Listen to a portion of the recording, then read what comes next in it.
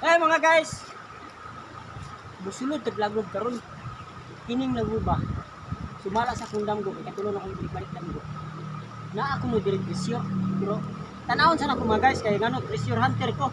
May bawa na ko kung naa bagyod, no? Kay damgo sa tinud sa gimi. Batak ko mga guys. Ban sa akong kameraman.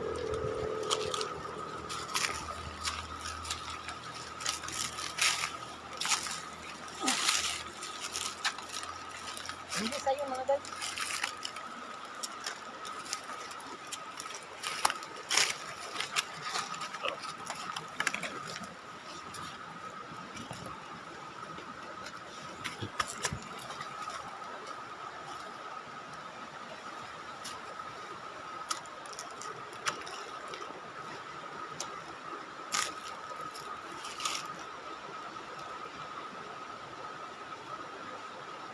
Ito ay kuiba oh.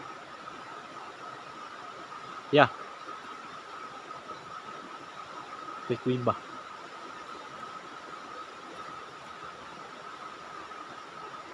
Ito ay langob babaw. Lailangog sa ibabaw. O mga guys, lailangog sa ibabaw mga guys, no? Dili basta-basta mga guys. Dili piyo. Dili mga guys, no? Sa karaanan pag sa mga hapon kana mga guys.